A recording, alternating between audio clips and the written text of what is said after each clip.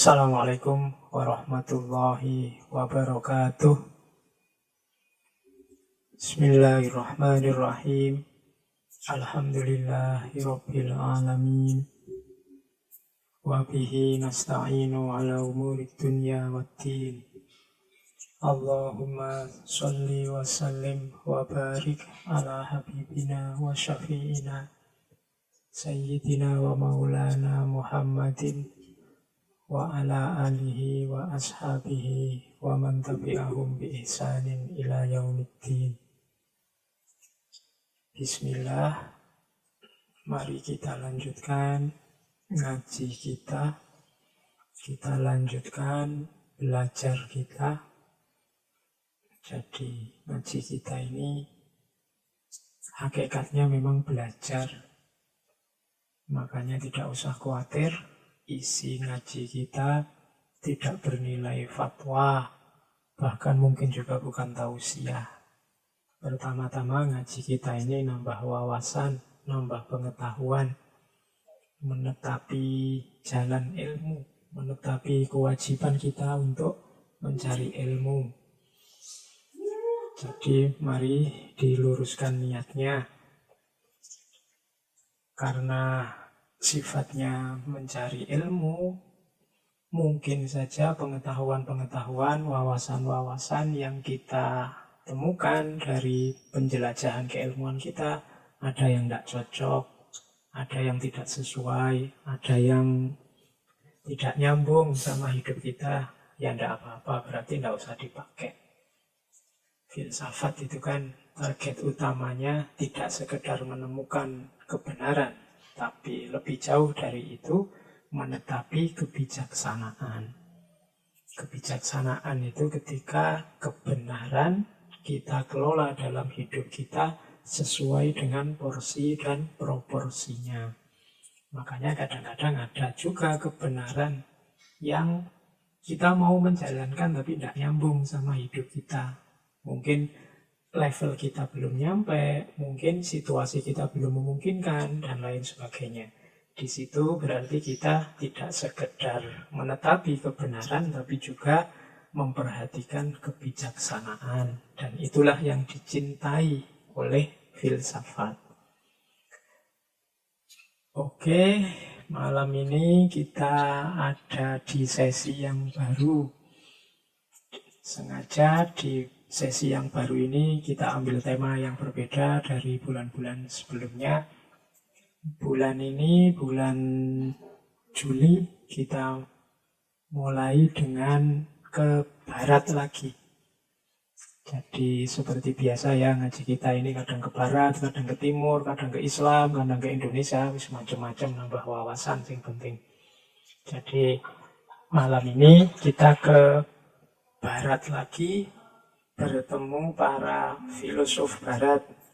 Untuk bulan ini kita ambil para filosof modern, khususnya dari aliran yang namanya empirisisme. Empirisisme itu berarti aliran yang lebih fokus dalam memperoleh pengetahuan melalui panca indera. Itu dikenal sebagai empirisisme. Di awal-awal modern, aliran besar yang ada di barat itu biasanya ada, kita kenal ada rasionalisme, kemudian yang dia berdebat, berdiskusi dengan aliran empirisisme. Nah, bulan ini kita bahas yang bagian empirisisme. Kadang-kadang kita menyimpulkan singkat saja kalau hanya panca indera berarti belum lengkap pengetahuannya, berarti tidak luar biasa. Ya saya tidak tahu, coba kita jelajahi ya. Apa benar cara berpikir orang-orang empiris ini tidak luar biasa? Jangan salah, cara berpikir empiris ini nanti menjadi cikal bakal lahirnya peradaban manusia yang diwarnai oleh sains dan teknologi, yang produk-produknya hari ini kita banyak menikmati. Itu diakui atau tidak, awalnya dari cara berpikir saintifik yang itu dirintis oleh antara lain para filosof empiris ini. Nah, malam ini kita bertemu dengan tokoh yang pertama, yang dia ini dikenal sebagai bapaknya sains modern atau juga bapaknya metode ilmiah, karena beliau ini orang pertama yang membuka pintu untuk lahirnya cara berpikir yang saintifik, cara berpikir yang hari ini kita kenal sebagai metode ilmiah. Dalam sehari-hari kan kita sering kalau sama teman debat atau teman diskusi kita kan sering kalau teman kita ngomongnya sudah ngaco, kita menyebutnya, alah kamu ndak ilmiah, cara ngomongmu ndak ngilmiah sama sekali. Ya, itu istilah ini sering kita pakai meskipun apa kita sudah ngerti benar sih apa yang dimaksud ilmiah itu. Malam ini kita belajar itu dari tokoh utamanya yang namanya Francis Bacon. Ini tradisi berpikir empiris ini dikenal dari ranah Inggris yang nanti memuluskan jalan lahirnya yang kita kenal sebagai revolusi industri. Nah, Francis Bacon ini kita kenali sebentar ya. Kalau namanya Francis itu, kalau dalam bahasa Italia Francesco. Biasanya orang mengartikannya, ya artinya orang Perancis mungkin begitu. Tapi ini kalau ditelusuri dari sejarah, Francis ini dulunya nama panggilan. Jadi ada seorang santo yang dipanggil sebagai Santo Francis dari Assisi. Ini seorang mistikus, mungkin kapan-kapan juga kita angkat tentang beliau. Dan Santo Francis dari Assisi ini kenapa dipanggil dengan nama Francis? Ada yang bilang karena kekayaan ayahnya. Ayahnya ini konglomerat orang kaya dan punya banyak kolega. Di antara koleganya adalah orang-orang Prancis. Maka populerlah nanti nama Francis. Artinya sendiri kalau dalam bahasa Perancis itu sebenarnya kebebasan atau orang yang bebas. Nah, malam ini kita ketemu beliau, Francis Bacon. Francis Bacon ini lahirnya tahun 1561. Nanti meninggal tahun 1626. Istimewa sejak kecil, apa-apanya mencukupi karena beliau lahir dari kalangan keluarga bangsawan, meskipun nanti karirnya naik turun. Kalau dalam sejarah beliau ini nanti juga politikus, anggota parlemen, meskipun pernah juga dipecat dari parlemen, pernah bangkrut, utangnya banyak, pernah difitnah, dituduh korupsi sampai dipenjara. Itu dinamika kehidupan beliau. Beliau menikah juga tapi kabarnya tidak punya putra, tidak punya anak. Nah, malam ini kita belajar dari beliau, dari karya-karyanya. Beliau ini menulis banyak tulisan ilmiah yang jadi rujukan bahkan hingga hari ini. Malam ini kita banyak mengambil dari tulisan beliau, The Esse dan Novum Organum.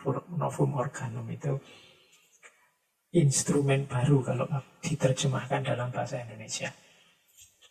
Ini isinya logika yang mengkritik logika tradisional.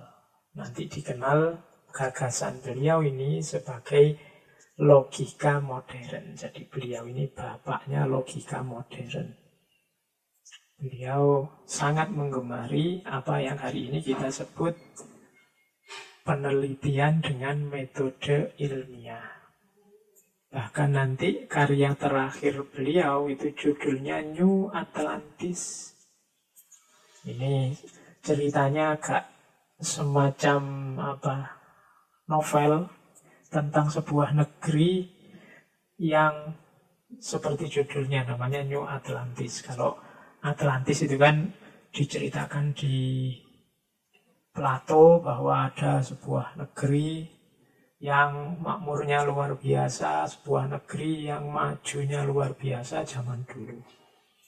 Dan banyak juga peneliti-peneliti, antropolog-antropolog yang melacak sebenarnya Atlantis itu ada benar apa enggak, kira-kira kalau ada di mana.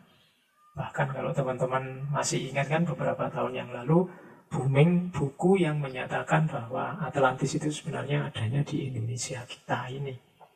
Kalau dilihat dari deskripsinya, misalnya berada di rentetan gunung api dan seterusnya. Silahkan dicari bukunya tentang Atlantis. Ya monggo, ini termasuk kontroversi apa ya Indonesia, apa bukan Indonesia, masih perdebatan. Cuma kota Atlantis ini dipakai oleh Francis Bacon dalam bukunya, buku beliau yang terakhir yang judulnya The New Atlantis. Jadi itu menggambarkan satu negara yang makmur, adil, luar biasa karena sainsnya yang maju. Ini negeri ini dikenal sebagai negeri New Atlantis. Ceritanya agak utopis, tapi ini menggambarkan visi dari seorang Francis Bacon. Apalagi yang harus saya sampaikan tentang Bacon? Beliau ini dapat, selain pernah mengalami kisah-kisah menyedihkan dalam hidupnya, beliau juga sebenarnya bangsawan yang dapat banyak penghargaan. Beliau sempat jadi ketua, kalau hari ini ya ketua Mahkamah Agungnya zaman itu. Dan itu beliau dikasih gelar Baron. Tidak lama setelah itu beliau naik gelar lagi. Baron ini salah satu level gelar. Jadi kalau di Eropa itu kan ada rentetan gelar. Paling tinggi namanya Duke. Di bawah Duke ada Marquess. Di bawah Marquess ada Earl. Di bawah Earl ada Viscount. Di bawah Viscount ada Baron. Nah, Francis Bacon ini dapat gelar Baron. Tidak lama, sekitar 3 tahun, naik lagi dia dapat gelar Viscount. Ini satu level di bawah Earl. Oke, berarti beliau orang terpandang, tidak sekedar Sir. Kalau ayahnya Sir gelarnya. Ini kalau beliau sudah sampai Viscount. Oke, teman-teman, kita mulai pelajaran kita tentang beliau, tentang Francis Bacon. Di beberapa referensi disebut bahwa Francis Bacon ini punya visi 3 sebagai landasan hidupnya. Beliau bilang visinya adalah yang pertama to uncover truth, yang kedua to serve his country, dan yang ketiga to serve his church. Jadi beliau mendedikasikan hidupnya untuk 3 hal. Yang pertama untuk mengungkap kebenaran, yang kedua untuk melayani negara, dan yang ketiga untuk melayani gereja, maksudnya melayani agama. Ini saya sampaikan pertama-tama karena coba kita cek diri kita masing-masing ya. Apa kita punya visi dalam hidup? Kita ini ingin membentuk diri kita seperti apa sih? Kita ini ingin menjalani hidup kita dengan mode apa sih? Kalau Francis Bacon tadi jelas, beliau ingin uncover truth, serve his country, dan serve his church. Hidup demi mengungkap kebenaran, hidup untuk mengabdi pada negara, dan hidup untuk menjalankan agama. Nah, ini hidup yang punya visi, berarti hidupnya bisa ditata, bisa diarahkan. Kita kadang-kadang hidup ini hanya dijalani saja. Kalau orang teriak utara, kita ke utara. Orang bilang selatan, kita ke selatan. Kita tidak punya kompas sendiri, kita tidak punya patokan sendiri untuk hidup. Nah, bisa ditiru gaya Francis Bacon ini. Hidupku untuk mengungkap kebenaran, hidupku untuk mengabdi pada negara, hidupku untuk menjalani perintah agama. Ini visi namanya. Teman-teman boleh, nggak harus sama persis kayak Bacon. Silahkan dirancang sendiri biar hidupnya bisa ditata, bisa diarahkan. Kadang-kadang kita jalani hidup ini kan asal saja, asal jalan. Baik, kita mulai gagasan-gagasannya Bacon. Yang pertama kita awali dari kritiknya Francis Bacon terhadap cara-cara berpikir sebelumnya. Katanya Bacon, orang Yunani itu terlalu terpesona, terlalu fokus pada masalah etis. Kalau orang Romawi terlalu fokus pada persoalan hukum. Sementara abad pertengahan itu berarti era ketika agama-agama besar leading, Yahudi, Islam, kemudian Kristen. Abad ini ketika agama-agama ini jaya, orang lebih terpesona pada teologi. Jadi orang Yunani terpesona pada etika, orang Romawi terpesona pada hukum, abad tengah terpesona pada teologi.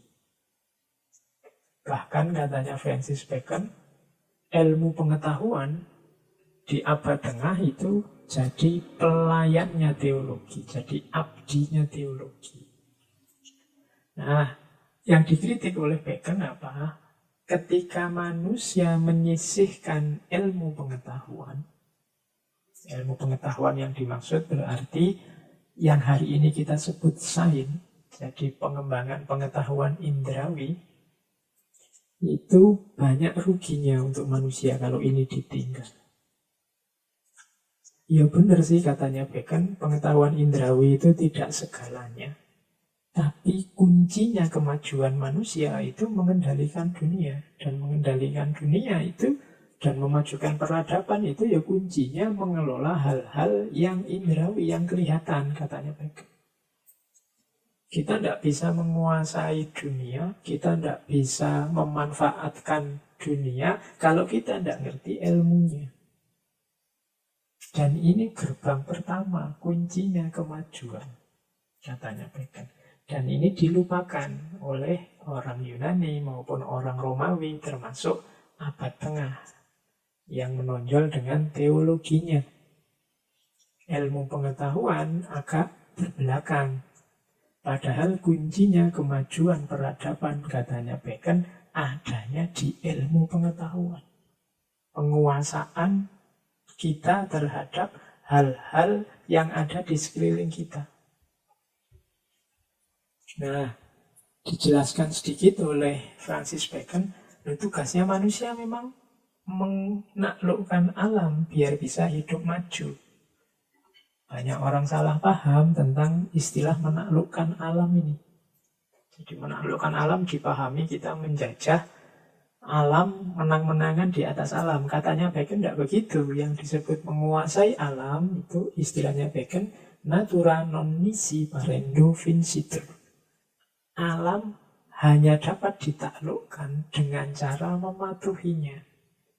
Menaklukkan alam itu berarti maksudnya apa sih? Kita pahami hukum-hukum alam, kita pahami mekanisme kerjanya alam semesta, itu yang kalau dalam agama disebut sunnatullah, kemudian kita fungsikan, kita manfaatkan untuk kehidupan kita. Disitulah kita bisa sejahtera. Kita pahami hukum tanam-tanaman. Kemudian kita kelola hukum itu sehingga kita bisa mengambil manfaat banyak dari tanam-tanaman. Kita pelajari karakternya mineral, karakternya logam, karakternya kayu-kayu, pepohonan. Itu dalam rangka apa? Kalau kita sudah paham, kita bisa mengambil manfaatnya, memfungsikannya untuk kepentingan manusia. Jadi menguasai alam itu maksudnya apa? Mematuhi hukum-hukumnya. Kita pahami hukum alam itu apa, sunnatullah itu apa, kemudian kita manfaatkan sunnatullah itu untuk kepentingan manusia. Itulah yang dimaksud kuasa atas alam. Ini yang banyak ditinggal di pikiran-pikiran sebelumnya, katanya Francis Bacon. Justru dengan menguasai ilmu alam inilah manusia bisa kuat. Makanya Francis Bacon punya jargon yang sangat terkenal, yang mungkin teman-teman sering memakai ini atau sering ketemu jargon ini, yaitu knowledge is power. Ipsa scientia potestas est. Jadi pengetahuan adalah kekuatan. Jadi kalau kita punya pengetahuan, punya wawasan tentang alam, berarti kita punya kesempatan untuk memanfaatkannya sesuai kebutuhan kita. Di situ kita punya kekuatan. Maka knowledge is power. Bahkan orang modern katanya, bahkan yang lebih punya wawasan luas, lebih punya ilmu dalam, lebih punya pengetahuan, dialah nanti yang menang. Di beberapa kesempatan, saya sering menyebut pusatnya, kuncinya kemenangan dalam peradaban itu adanya ya di sains. Nah, buktinya apa? Kalau knowledge itu is power, katanya bagian coba perhatikan misalnya paling mudah apa? Ini nanti keluar contoh-contoh yang beberapa kali saya sampaikan juga dari Francis Bacon, bahwa ada 3 penemuan kunci yang jadi simbol bahwa knowledge is power. Yang pertama adalah kompas, yang kedua adalah mesiu, dan yang ketiga adalah mesin cetak. Jadi ada 3 temuan yang jadi kunci untuk membuktikan knowledge is power. Kompas. Penemuan kompas ini penting, katanya Francis Bacon. Coba dilihat orang-orang barat dengan ditemukannya kompas, kemudian dipahami benar maksudnya, akhirnya mampu dan mungkin untuk mengarungi samudera. Bisa sampai kemana-mana. Makanya awal-awal era imperialisme, awal-awal era penjajahan, penguasaan kemana-mana itu kan diawali dari penjelajahan orang-orang barat. Mereka bisa menjelajah karena punya bekal petunjuk arah yang namanya kompas.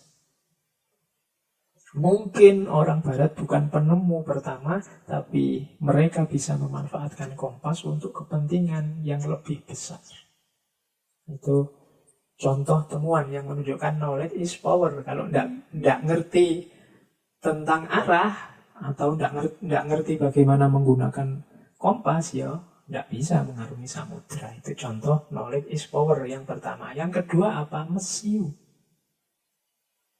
Mesiu ini nanti yang jadi cikal bakal yang kita kenal sebagai senjata api.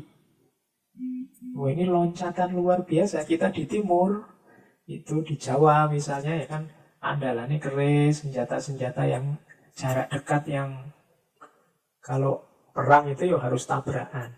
Tapi ditemukannya mesiu, kita jauh-jauhan dari musuh sudah bisa menaklukkan musuh.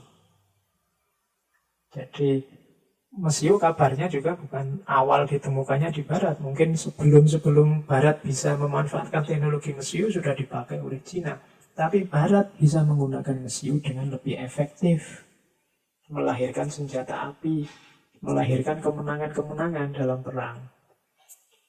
Kita mungkin dulu perang sama Belanda, senjatanya hanya bambu runcing. Ya berat memang kalau melawan senjata api. Makanya kita kesulitan menaklukkan Belanda. Karena Belanda jarak jauh saja sudah bisa mengalahkan kita. Kita butuh dekat dulu, ketemu face to face, terus baru menusukkan bambu runcingnya. Nah, ini temuan kedua. Akhirnya Barat bisa menjajah kemana-mana akhirnya. Knowledge is power. Dan yang ketiga, percetakan, mesin cetak. Jadi teknologi mesin cetak ini membuat orang pintar bisa diperbanyak dengan cepat. Kenapa? Dengan mesin cetak, buku-buku penting, teks-teks penting yang bisa meningkatkan kualitas keilmuan masyarakat bisa diproduksi besar-besaran. Bisa disebarkan secara masif dalam waktu singkat. Ini meningkatkan orang pinternya dengan cepat. Bandingkan dulu misalnya zaman dinasti-dinasti kita, Abbasiyah misalnya. Abbasiyah itu jatuh perpustakaannya dijarah, dihabisi, buku-buku dibakar, dibuang ke sungai, ilmuwan-ilmuwannya juga banyak yang dibantai. Ya, ketika bukunya hancur, selesai. Karena buku zaman itu ditulis dengan tinta, kemudian ditulis ulang, ya ditulis lagi. Tapi bayangkan kalau ada mesin cetak. Ketika ada mesin cetak, buku ini bisa digandakan lebih cepat, lebih masif, bisa disebar kemana-mana, bisa diakses siapa saja. Sehingga jumlah orang pinternya meningkat pesat. Ketika jumlah orang pinternya meningkat pesat, peradaban ini akan unggul, budayanya akan unggul. Jadi temuan kompas, temuan mesiu, temuan mesin cetak, katanya Francis Bacon, membuktikan bahwa knowledge is power. Pengetahuan itu ternyata kekuatan. Bukannya politik, bukannya yang di luar itu. Pokoknya kuncinya terletak pada ilmu, terletak pada pengetahuan.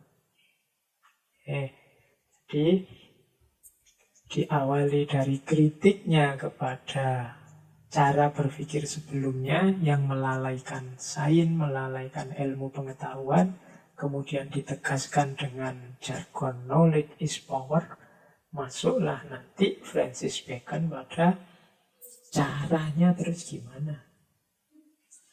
Nah, metodenya terus bagaimana membaca alam itu. Lahirlah nanti bukunya yang terkenal dengan judul Novum Organum. Instrumen baru, alat baru untuk mengembangkan ilmu pengetahuan.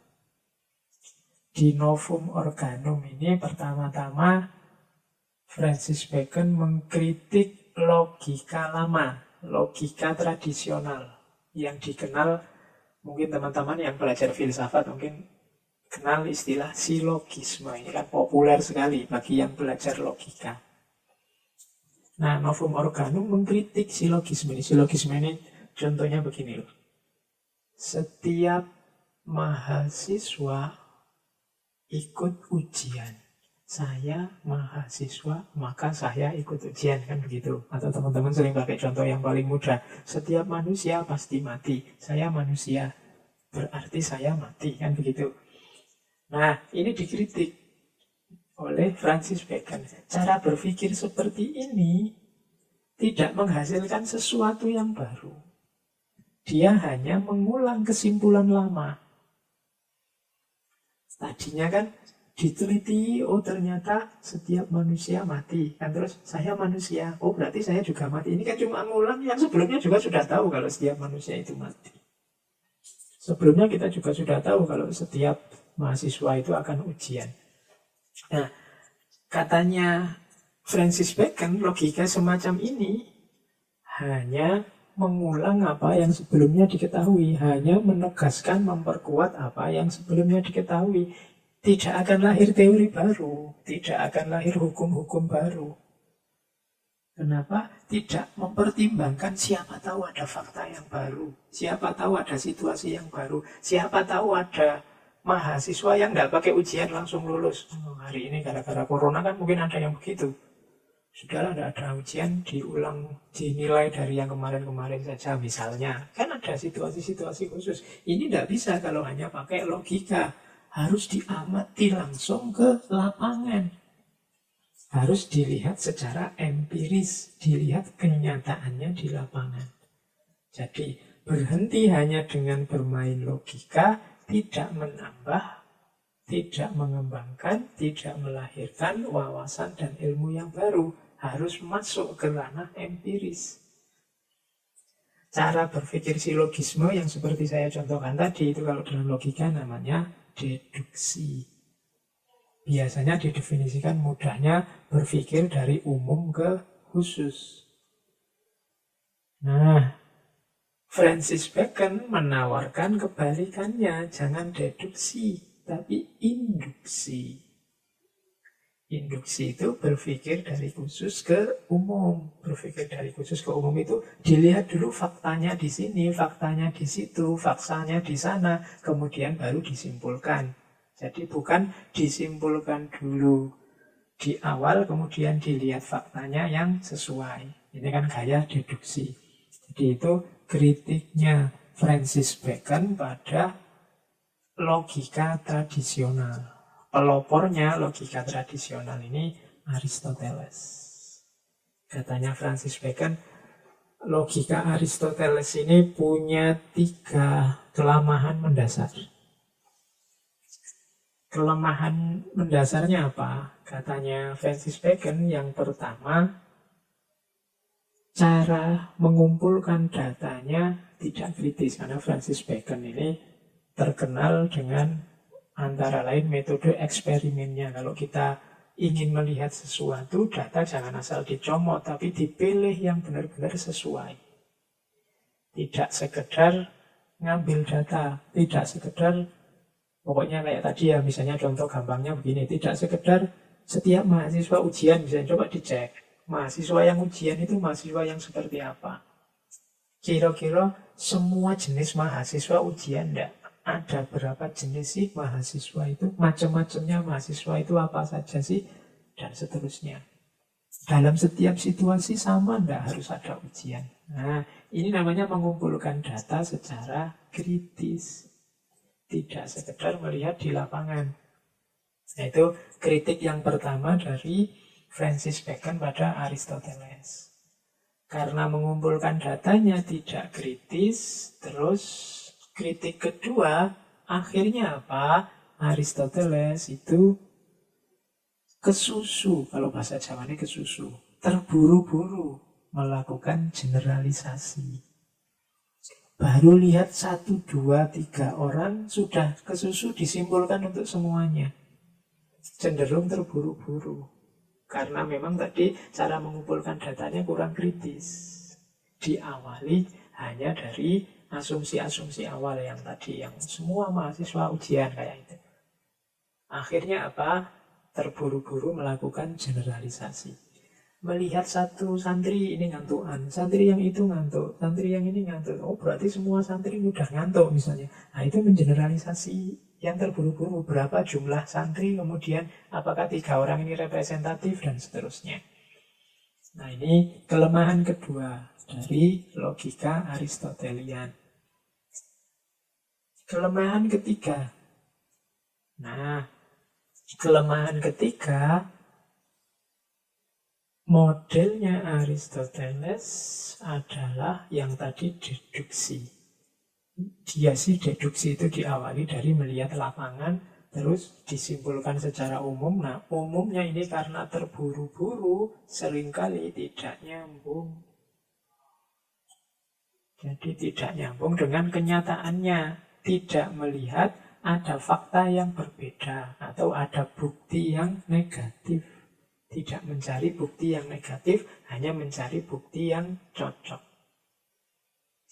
Misalnya tadi klaim setiap manusia pasti mati, itu kan susah dibuktikannya. Memang kondisi manusia dari zaman Nabi Adam sampai hari ini, bahkan berarti sampai besok akhir zaman kan kita tidak bisa akses satu-satu.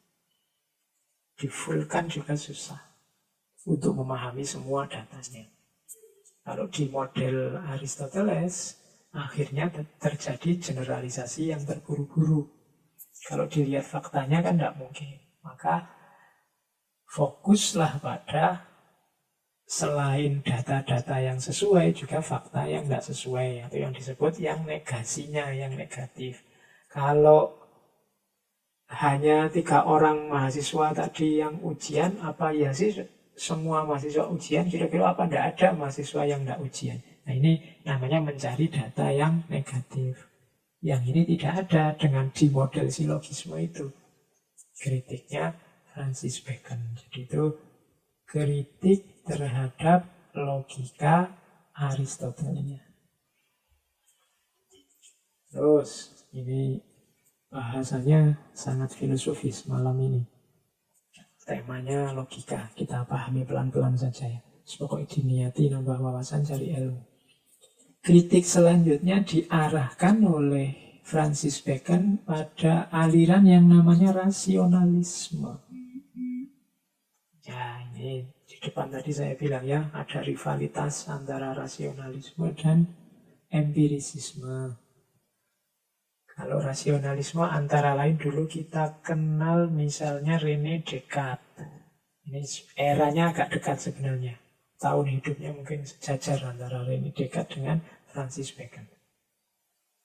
Yang satu mewakili gaya rasionalisme, yang satu mewakili gaya empirisisme. Apa kritiknya terhadap rasionalisme? Yang jelas pertama, karena rasionalisme itu lebih mengutamakan akal dan mengesampingkan panca indera dalam menemukan kebenaran. Dalam cara berpikir rasionalis, orangnya sudah punya kebenaran dulu yang ada di kepala, yang itu di dalam bahasanya Francis Bacon ya, dipaksakan pada fakta, pada objek biar cocok dengan pikiran mereka. Itu cara berpikir rasionalis ini nanti dikenal sebagai cara berpikir a priori. Cara berpikir a priori itu tidak lihat fakta, pokoknya diputuskan oleh akalnya saja. Contohnya misalnya aliran A itu biasanya melakukan hal ini. Orang-orang ini, saya ketemu orang ini, ternyata orang ini dari aliran A. Wah, pasti orang ini melakukan hal itu. Nah, ini namanya kesimpulan a priori. Disimpulkan dari fakta pikiran saja. Tidak melihat kenyataan yang sebenarnya. Nah, ini dikritik oleh Francis Bacon. Cara berpikir rasionalis itu terlalu percaya pada akal. Padahal mungkin ada aliran A yang tidak melakukan hal itu. Misalnya. Jadi, kalau kelompok ini terawihnya 20. Kalau kelompok itu terawihnya 8. Misalnya. Kamu dari kelompok ini, oh pasti kamu terawihnya 20. Nah itu namanya a priori. Tidak melihat faktanya. Nah ini dikritik oleh Francis Bacon. Karena kebenaran kok disimpulkan sendiri sejak awal. Tidak melihat ke fakta. Sehingga punya kecenderungan, ini kritiknya Bacon, ilmuwan itu seringkali mengontrol dan memanipulasi kebenaran sesuai keinginannya. Bahkan membaca alam pun ya sesuai kehendaknya. Alam, lingkungan dipaksa sesuai perspektifnya. Orang lain dibaca sesuai kebenaran yang dia yakini. Ini namanya a priori. Tanpa melihat fakta yang sebenarnya. Jadi mungkin teman-teman sering pakai istilah a priori ini. Meskipun kadang-kadang juga penggunaannya tidak pas. Jadi a priori itu berarti ya pokoknya memutuskan sesuatu hanya berdasarkan kebenaran yang kita sangkakan dengan akal kita. Tidak melihat faktanya, tidak melihat kenyataannya. Oke. Ini sebenarnya pelajaran logika dasar. Meskipun ternyata bermanfaat juga kalau kita gunakan untuk menilai banyak situasi yang terjadi di sekeliling kita. Hari ini banyak orang yang cara berpikirnya hanya a priori. Tidak melihat faktanya.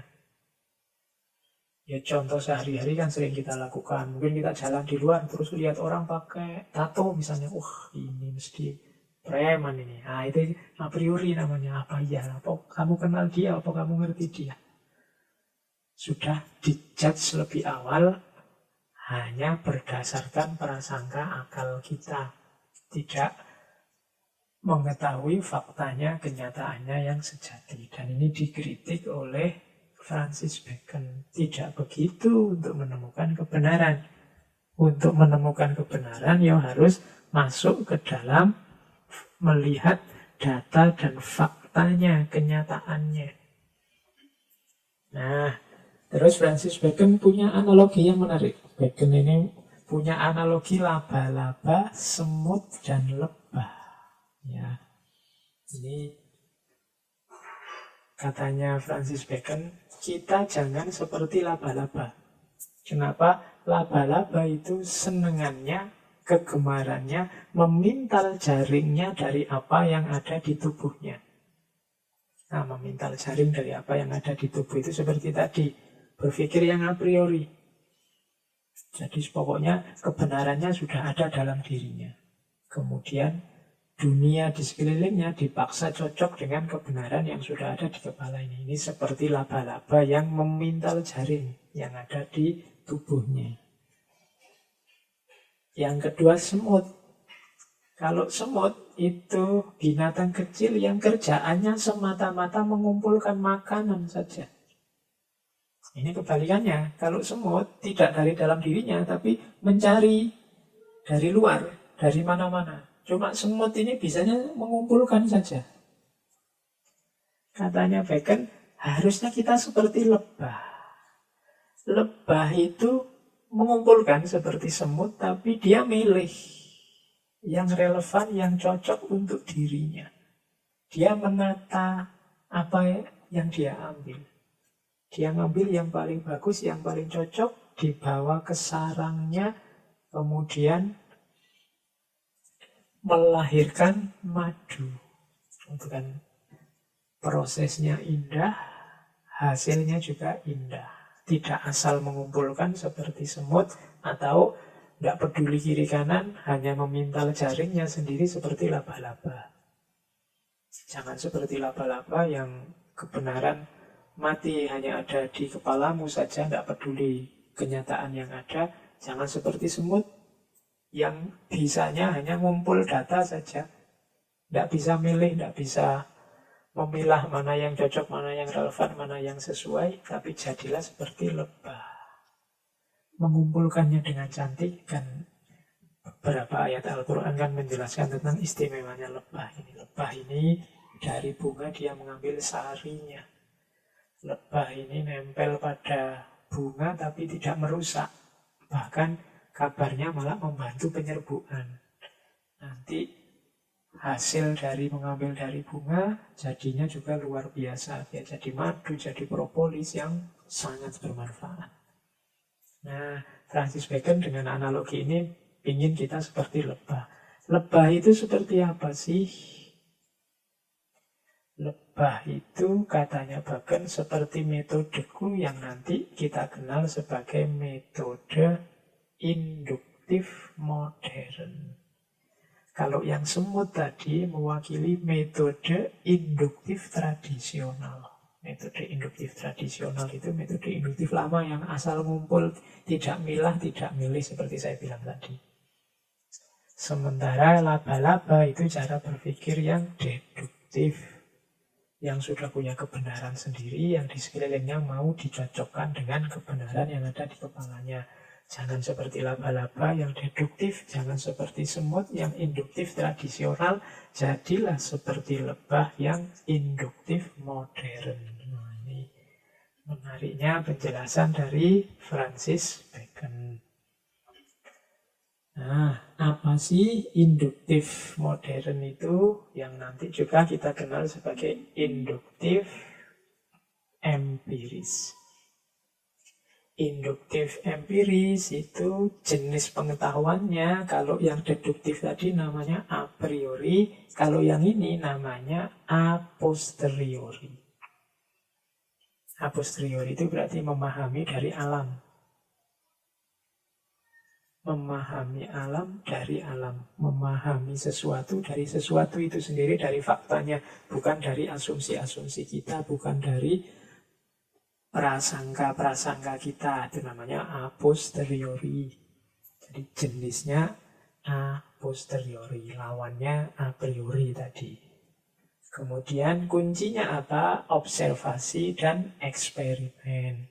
Observasi berarti mengamati langsung, eksperimen berarti menguji, memilah-milih data yang sesuai.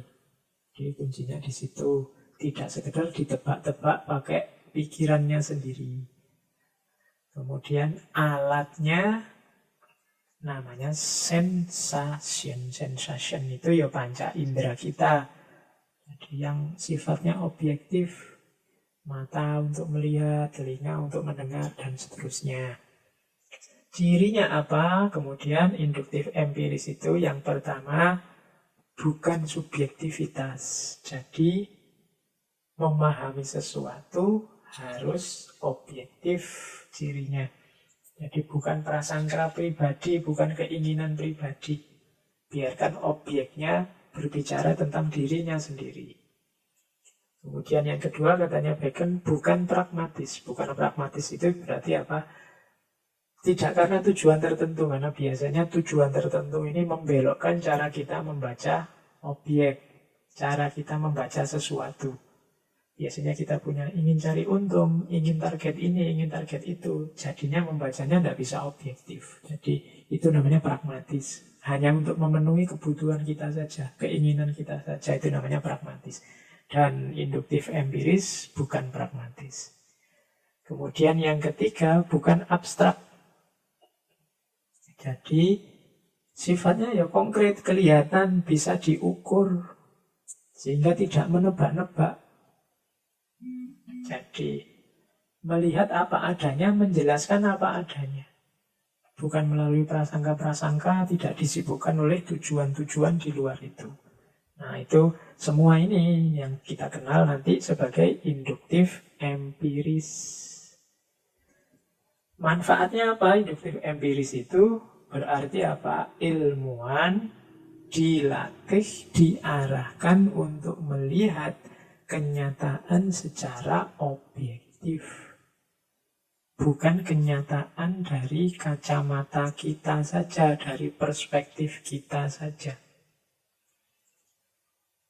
Ada yang hari ini punya prinsip, apa mungkin kita memahami sesuatu itu secara objektif. Kalau pakai kacamata teori terbaru, karena ini memang teori lahirnya dulu awal modernitas, memahami sesuatu secara objektif murni itu ya mungkin tidak mudah. Karena manusia selalu dalam perspektif, selalu punya kepentingan dan lain-lain. Tapi usahakan kalau mengikuti nasihatnya Francis Bacon, memahami sesuatu seobjektif mungkin yang kita mampu. Jadi jangan sejak awal kita sudah subjektif, mentang-mentang kita tahu bahwa apa bisa Pak orang memahami itu objektif. Orang selalu perspektifnya jadi subjektif. Kalau gitu saya sejak awal mau subjektif saja sih ya. Kalau begini ya nanti kita tidak akan ketemu kebenaran kenyataan. Yang ada ya seperti tadi, akhirnya jadinya a priori. Kebenaran sesuai hanya prasangka akal kita saja. Bahwa tidak mudah atau mungkin ada yang bilang tidak mungkin kita bisa objektif total, iya, tapi sejak awal dalam memahami sesuatu kita harus berusaha seobjektif mungkin. Tidak boleh sejak awal sudah diperangkap oleh prasangka-prasangka. Jadi manfaatnya induksi yang ditawarkan oleh Bacon ini, ya tidak ada manusia yang sempurna pasti benar total, tapi setidaknya kita berusaha untuk menjangkau kebenaran. Lebih dekat dengan kebenaran, lebih dekat dengan objektivitas.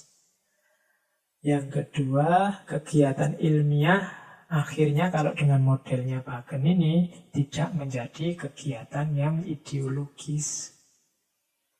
Jadi seperti saya bilang tadi, kalau kita sejak awal sudah nekat, pokoknya saya mau sesuai keinginan saya, sesuai kepentinganku, toh tidak bisa objektif, total, sempurna, maka sains nanti tidak jadi sains, yang ada ideologi. Ilmu tidak tampak seperti karakternya yang sejati, dia hanya manifestasi dari kepentingan-kepentingan kita. Oke, kita lanjutkan. Nah, selanjutnya ini ada gambar ini. Inilah nanti yang dikenal sebagai metode Bacon. Metode Bacon ini juga nama lain dari metode ilmiah. Nah, teman-teman yang mahasiswa, para peneliti itu pasti sudah akrab dengan metode ini. Perintisnya yang pertama ya Francis Bacon tadi. Secara umum gambarnya, polanya seperti yang tampil ini. Jadi metode ilmiah itu diawali dari observasi. Observasi apa? Yo terjun melihat faktanya secara empiris, melihat kenyataannya. Dari situ terus muncul pertanyaan-pertanyaan, problemnya apa sih? Nah, ada masalah apa sih? Nah, itu pertanyaan. Setelah itu baru melakukan riset, penelitian untuk menjawab pertanyaan. Jadi setelah ada pertanyaan, baru diteliti kira-kira jawabannya apa. Nah, kemudian dibuat hipotesis. Hipotesis itu jawaban sementara. Oh mungkin problem tadi jawabannya A. Oh mungkin jawabannya B. Oh mungkin jawabannya C. Dan seterusnya. Setelah itu hipotesis tadi diuji dengan data yang ada. Jadi diuji, oh kalau jawabannya A, datanya ini, wah tidak nyambung. Oh kalau jawabannya B, kelemahannya di sini. Oh kalau jawabannya C, kesulitannya di sini. Berarti yang paling cocok ini jawabannya D. Ini setelah diuji, coba, di macam-macam, disimpulkan jawabannya D. Cara berpikir semacam ini namanya metode ilmiah. Maka berpikir ilmiah itu ya tidak bisa langsung ujuk-ujuk ditanya kayak kita diwawancara wartawan tiba-tiba diadungi mikrofon, gimana Pak pendapat Bapak tentang ini? Yaitu pendapat. Kalau pendapat yang tidak melalui proses, jadi metode ilmiah ini. Jadi kalau ilmiah ya ada proses ilmiahnya, ada observasinya, ada problem riset, hipotesis, eksperimen, baru nanti kesimpulan. Orang yang semacam ini barulah kita sebut ilmiah. Kadang-kadang kan kita sebut ilmiah itu orang yang wah ini mikirnya kelas tinggi orang ini, wah ini mikir, nah, itu terus ilmiah sekali. Tidak mesti ilmiah itu harus punya ciri ini. Faktanya jelas, problemnya jelas, ada upaya meneliti, ada proses-proses analisisnya, ada hipotesis, eksperimen, data, dan conclusion. Kalau proses-proses ini sudah dilakukan, hasilnya disampaikan, disitulah bisa kita beri label ilmiah. Oke, kita lanjutkan. Nah, ini menarik dari konsepnya Bacon. Ada teori namanya The Rule of Three. The Rule of Three ini aturan 3. Ini maksudnya kalau kita meneliti sesuatu, kita mengamati sesuatu, ya harus hati-hati.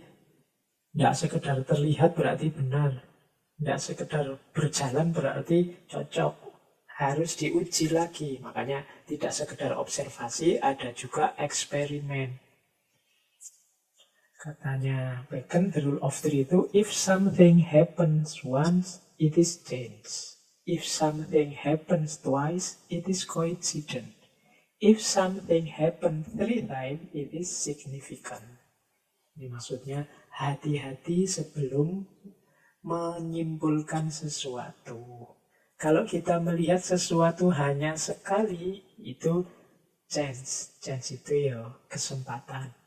Mungkin dari situ kita ketemu masalah, kita ketemu problem. It is chance. Tiba-tiba kita jalan di tol itu, lihat kecelakaan di kilometer sekian. Itu it is chance. Besoknya kita lihat lagi, di situ lagi ada kecelakaan. If something happen twice, berarti apa? Coincidence. 2 kali saya lihat di situ loh. Itu berarti coincidence. Ini kalau pakai the rule of three. Masih belum bisa disimpulkan bahwa di situ sumbernya kecelakaan, mungkin ada apanya. Mungkin jalannya terlalu nikung, mungkin terlalu keronjal-keronjal, macam-macam. Tapi kalau 2 kali namanya coincidence. If something happens 3 times, it is significant. Nah, kalau sudah 3 kali berarti signifikan. Sudah layak, cukup untuk jadi dasar, untuk jadi argumen. Kalau hanya sekali masih belum. Kalau 2 kali masih namanya kebetulan. Kalau 3 kali, nah itu baru signifikan, ada apa-apanya ini. Saya lewat di depan rumah itu jatuh. Nah itu mungkin karena ceroboh saja. 2 kali jatuh lagi, ya mungkin kebetulan. 3 kali masih jatuh lagi. Oh, ini perlu diteliti, sudah signifikan. Ada sesuatunya pasti. Itu namanya the rule of three. Kalau kita sedang berhadapan dengan data, hati-hati tidak kesusu disimpulkan. Diuji lagi lewat eksperimen. Makanya ilmuwan itu mengujinya panjang, bolak-balik diuji karena khawatir nggak signifikan. Hari ini kita masih mengalami pandemi COVID, itu kan kita menunggu-nunggu kapan vaksinnya ini segera rilis sehingga bisa lebih nyaman hidup kita kalau sudah ada vaksin. Hanya saja teorinya ini tadi, para ilmuwan yang mengembangkan vaksin ya pastinya tidak kesusu, mereka eksperimennya diulang-ulang bolak-balik. Karena jangan sampai di eksperimen sekali atau 2 kali dianggap iya, karena 2 kali itu masih baru kebetulan. Ya kalau bisa lebih dari itu, biar signifikan. Jadi sekali hanya kesempatan, 2 kali mungkin kebetulan, kalau 3 kali bisalah disebut sudah signifikan sebagai bukti. Nah, saya rajin loh Pak, sudah 2 kali ini. Nah, kalau 2 kali mungkin ya hanya kebetulan saja. Tapi kalau saya selalu rajin Pak, berarti berkali-kali, sudah puluhan kali, signifikan. Nah, itu namanya eksperimen. Kalau dalam metode ilmiah harus diulang-ulang biar tidak tertipu oleh hanya sekedar kebetulan. Ini istilahnya dekat, betul sama benar. Tapi kalau kebetulan dalam bahasa Indonesia kan beda dengan kebenaran. Oke, ini dasarnya eksperimen. Antara lain ada the rule of three. Terus, sekarang kita masuk ke salah satu teori yang terkenal sekali dari Francis Bacon yang namanya idols of the mind. Idol itu idola-idola, idolanya pikiran. Ini hal-hal, idol itu bisa juga diterjemahkan berhala. Hal-hal yang menghalangi pikiran untuk berpikir objektif, untuk menemukan kebenaran yang sesuai kenyataannya. Ada 4 jenis idol of mind, katanya Francis Bacon. Idola yang pertama adalah idola, namanya idola tribus. Tribus ini dari kata tribe. Tribe itu suku, ras. Maksudnya apa? Ada yang menghalangi kita dalam berpikir. Yang pertama adalah karakter natur kita sebagai manusia biasa. Sebagai manusia kita punya kecenderungan-kecenderungan, keterbatasan-keterbatasan. Yang ini kadang-kadang menghalangi kita untuk berpikir objektif. Jadi idola tribus itu menarik kesimpulan, tapi dasarnya tidak cukup. Kenapa dasarnya tidak cukup? Ya karena kita manusia biasa, awam, punya keterbatasan-keterbatasan. Misalnya, manusia itu cenderung oversimplification. Cenderung menyederhanakan masalah. Kita kan sering, kalau ada masalah terus kita, sudahlah, ini sajalah jalan keluarnya sudah. Itu namanya idola tribus. Jadi manusia ini memang punya kecenderungan begitu, menyederhanakan masalah, mengeneralisir masalah. Kemarin saya begitu, sekarang pasti begitu lagi. Nah, saya dulu punya teman dari daerah sana, wataknya begitu. Paling yang ini juga wataknya begitu juga. Nah, ini manusia punya kecenderungan ini. Nah, kalau ada yang semacam ini, berarti idola tribus. Kita tidak bisa objektif karena halangan karakter kemanusiaan kita. Kita ini manusia biasa, kita ini awam, jadi ya sulit untuk diajak berpikir dalam, serius, terus-menerus. Sehingga kadang-kadang karakter kemanusiaan kita keluar, mungkin terburu-buru menyimpulkan, mungkin suka mengeneralisir masalah, mungkin dan seterusnya. Ini namanya idola tribus. Berarti apa? Ya kita harus hati-hati. Kita sadari bahwa kita ini sering terjebak oleh karakter manusia kita sendiri. Nah, kalau sudah ngerti kayak gini kan bisa hati-hati, jangan sampai dihalangi oleh ini. Kalau kita ingin kesusu menyimpulkan, ya dipending dulu sebentar. Jangan-jangan ada yang terlewat. Kalau kita ingin mengeneralisir masalah, ya dipending dulu deh. Ini namanya mengeneralisir ini. Ini namanya menyederhanakan masalah ini. Ayo diurai lagi pelan-pelan namanya. Itu namanya melawan idolatribus. Yang kedua, ada idola spekus. Idola spekus itu kalau bahasa Inggrisnya idol of the cave. Cave itu gua. Nah, apa yang menghalangi kita di yang kedua ini?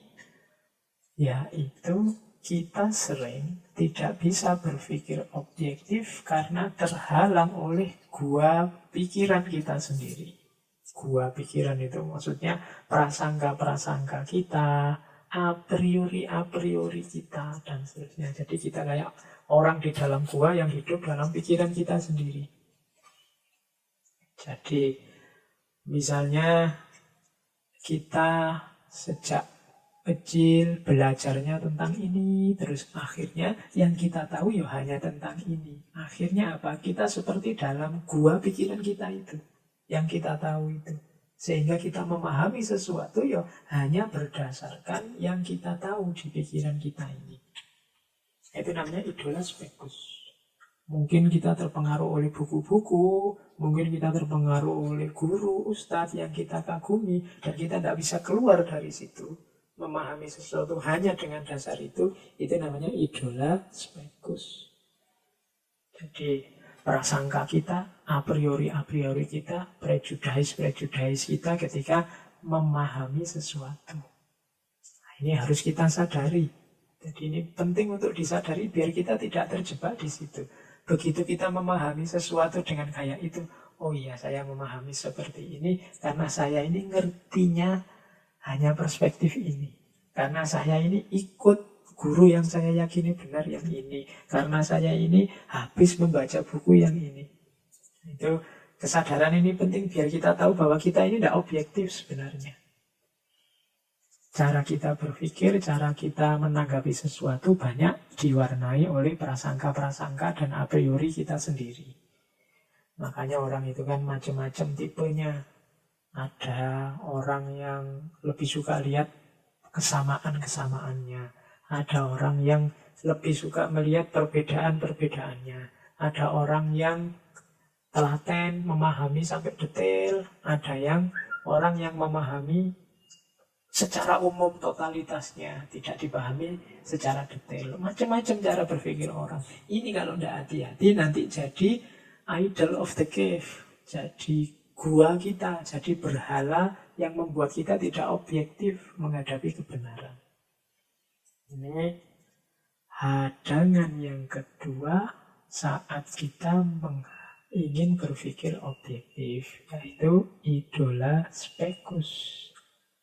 Yang ketiga ini idol of the marketplace atau idola fora. Idola fora ini halangan yang membuat kita tidak bisa berpikir objektif karena kita terpengaruh oleh pendapat umum. Karena masyarakat kita pendapatnya begitu. Itu namanya idol of the marketplace. Kita tertipu, terhalang oleh opini publik.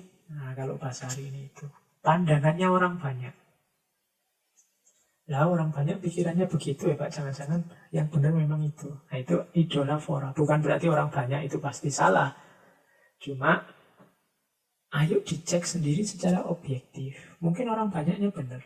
Tapi kita jangan ikut begitu saja, karena ada kemungkinan salah. Kalau kita ikut begitu saja, berarti kita sedang punya berhala namanya opini publik. Tidak semua yang dianggap oleh masyarakat benar itu benar. Meskipun juga tidak pasti salah. Jadi tidak selalu, kalau pakai logika hari ini, tidak mesti yang viral itu benar dan baik. Kalau kita semua yang viral kita anggap benar, wah, kita berarti sedang terjebak oleh berhala namanya idola fora. Ya, kalau semua yang viral kita anggap benar ya kita akan ditipu oleh buzzer-buzzer, kita akan ditipu oleh mungkin orang-orang yang beli follower macam-macam hari ini. Maka hati-hati benar. Jangan sampai kita berhadapan dengan idol of mind yang namanya idola fora. Jangan sampai tertipu dengan pandangannya orang banyak. Orang banyak juga bisa keliru. Meskipun tidak selalu keliru. Terus yang keempat ada namanya idola teatri. Idola teatri itu ya, teatri kalau dalam bahasa Inggris teater, panggung. Kalau ini maksudnya kesulitan kita yang menghalangi kita untuk berpikir objektif karena kepercayaan yang dogmatis, karena mitos-mitos dan yang sejenis itu. Jadi kita kan punya kepercayaan, mungkin kita meyakini mitos-mitos tertentu dalam hidup. Nah ini terus menghalangi kita sehingga tidak bisa berpikir objektif. Jadi tidak bisa berpikir objektif itu tidak memahami kenyataan, tidak mau menerima kenyataan yang ada. Wong faktanya jelas, suaranya embek, binatangnya juga sudah kita lihat. Tapi karena sejak awal kita punya pandangan, pokoknya di belakang rumah saya itu yang ada hanya sapi. Padahal kita sudah mendengar, faktanya kita mendengar suaranya embek. Tapi kita karena sudah meyakini sapi, enggak, itu pasti sapi. Loh, suaranya embek itu, enggak, itu pasti sapi. Nah ini berarti apa? Kita tidak menerima kenyataan karena terhalang oleh keyakinan kita. Jadi hati-hati berhadapan dengan kepercayaan, mitos-mitos. Jangan sampai menghalangi kita untuk berpikir yang objektif. Kenyataannya apa? Karena dalam hidup kita butuh kepastian kenyataan. Kalau hanya a priori saja, khawatirnya nanti kita hidupnya jauh dari realitas, jauh dari kenyataan. Kalau dalam bahasa kampusnya biasanya disebut ahistoris atau asosial. Oke, saya lanjutkan pelan-pelan ya. Nah, sekarang saya ingin masuk sebentar. Mungkin teman-teman, karena judulnya ngaji ya, kita kasih sentuhan sedikit yang berhubungan dengan agama. Mungkin ada yang tanya, Pak, cara berpikir yang sifatnya objektif ini, yang hanya empiris ini, apa Islami, Pak? Kan gitu. Apa agama menganjurkan itu, Pak? Nah, ada jawabannya. Dalam kajian Islam, di level tertentu pemahaman kita ya tetap harus menerima yang faktual, menerima yang nyata. Tidak mungkin kita hidup tidak menerima yang empiris. Di situ saya kutip misalnya ada hadis sabda Nabi yang ini ada di kitabnya Al-Muwatta Imam Malik. Teman-teman mungkin hafal. Bunyinya, nahnu nahkumu bidzawahir wallahu yatawallas sarair. Kita ini kalau menghukumi ya bidzawahir. Bidzawahir itu berarti ya dengan yang kelihatan, yang empiris. Urusan dalam, urusan yang tidak kelihatan itu urusannya Allah. Wallahu yatawallas sarair. Hadis ini ada hubungannya, jadi ada cerita. Satu ketika Kanjeng Nabi mengangkat seorang panglima perang anak muda, usianya 20-an tahun, namanya Usamah. Karena memang anak muda ini tampil ahli perang. Oleh Kanjeng Nabi diangkat jadi panglima perang. Satu ketika Usamah ini berhasil menaklukkan musuh-musuhnya. Dia bertarung, kemudian ada seorang musuh yang berhasil dia jebak. Kemudian terpojok dia, sudah mau dia bunuh. Orang ini tiba-tiba membaca syahadat. Nah, begitu mau dipenggal kepalanya baca syahadat. Tapi bagi Usama, ini orang ini mesti cuma cari selamat aja. Sejak tadi bertarung habis-habisan, nggak ada gejala dia mau tobat atau mau nyerah. Tiba-tiba begitu ke pojok, mau dibunuh, baca syahadat. Usama nggak peduli, pokoknya ini mesti cuma pura-pura dibunuh lah dia oleh Usama. Nah terus cerita ini dilaporkan oleh sahabat yang lain pada Kanjeng Nabi. Nah, Nabi terus memanggil Usama. Usama dimarahi. Kenapa kamu bunuh ini orang? Orangnya kan sudah baca syahadat. Usama bilang, loh, dia baca syahadat paling karena terpaksa, ingin nyari selamat Nabi. Wong sejak tadi tarung juga tidak ada gejala-gejala mau nyerah, mau tobat, atau tiba-tiba baca syahadat. Nah, di hadis itu kemudian dijelaskan yang redaksinya seperti ini tadi, bahwa loh, kita itu yang menghukumi bil zawahir. Apakah batinnya sungguh-sungguh apa cari selamat saja ya kita tidak tahu. Itu urusannya Allah, wallahu yatawalas sarair. Nahnu nahkumu bil zawahir. Yang kita hukumi ya yang kelihatan saja. Yang nggak kelihatan ya kita tidak tahu. Kalau memang mulutnya bilang meskipun saat kepepet saya mau tobat ya kita pertimbangkan niatnya untuk tobat tadi. Itu karena kita hanya melihat yang zawahir, kapasitas kemampuan manusia kan sampai itu. Urusan batinnya biar Allah yang ngurusi. Nah ini salah satu contoh hadis yang cenderung pada empirisme. Saya bilang tadi ya, digunakan sesuai porsi dan proporsinya. Kemudian juga yang ada konotasi empiris, misalnya empiris tadi kan induksi yang empiris tadi, induksi itu dari yang khusus-khusus kemudian disimpulkan jadi yang umum, itu kan induksi. Induksi itu kalau dalam ilmu mantek disebut istiqro. Nah, ternyata kita juga punya konsep induksi istiqro. Kalau dalam fikih, contohnya istiqro itu ya lahirnya kaidah fikih, qawaid fikih. Jadi qawaid fikih itu lahir dari ayat tertentu, hadis tertentu, hukum tertentu, kemudian disimpulkan umumnya. Misalnya dari ayat ini, oh berarti kalau dalam Islam itu dalam situasi darurat yang semula dilarang bisa diperbolehkan. Nah itu dilihat dari beberapa hadis, beberapa kasus disimpulkan itu. Maka kemudian lahir qawaid fiqhiyah, misalnya ad-daruratu tubihul mahdzurat. Kalau ada darurat itu berarti membolehkan yang semula tidak boleh. Nah ini kaidah ini itu kan lahir dari yang spesifik-spesifik, yang khusus-khusus terus disimpulkan jadi umum. Nah ini kalau dalam ilmu fikih namanya istiqro. Ini contoh, ternyata juga ada cara berpikir induksi ini dalam agama.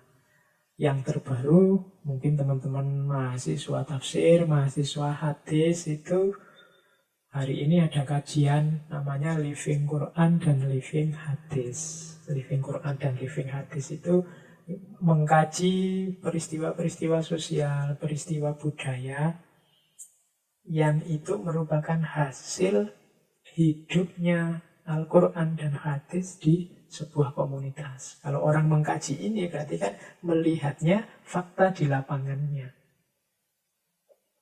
Kajian tentang living Quran, living hadis. Lihat empirisnya, tidak menjudgment benar salahnya. Nah, ini cara berpikir yang empiris. Ternyata juga ada.